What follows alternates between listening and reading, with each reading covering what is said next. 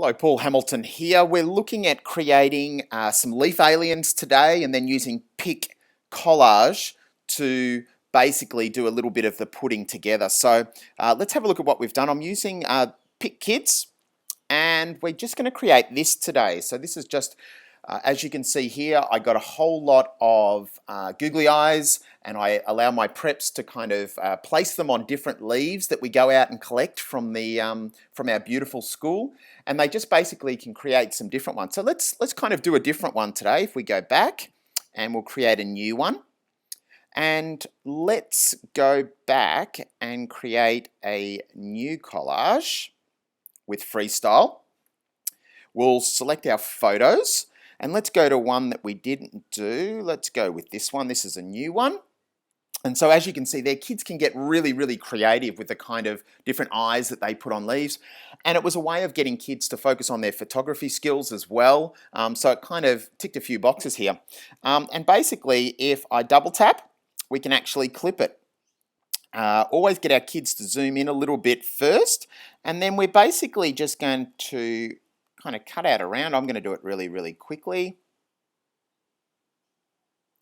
And the kids get quite good at this when they practice. Do ticky box. That looks pretty good. And then I'm just going to add another photo, but this time I'll go to backgrounds actually.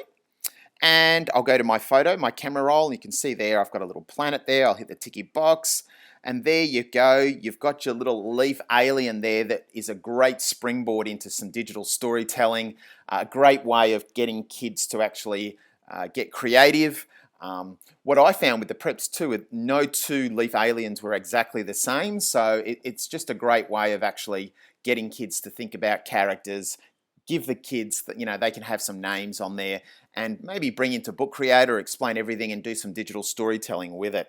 Just a fantastic way to get kids thinking about different things, having loads of fun. They actually love doing it. And the great thing about PicCollage too is obviously you can do some editing there as well. You can do some more clipping. We might do some duplicates there, separating them, and then getting kids to do some storytelling as well. You can take it one step further. You could use something like Chatterpix and actually draw a mouth and get kids recording and get their leaf aliens talking.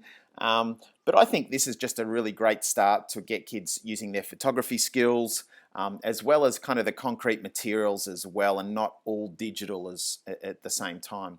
Paul Hamilton here, signing off.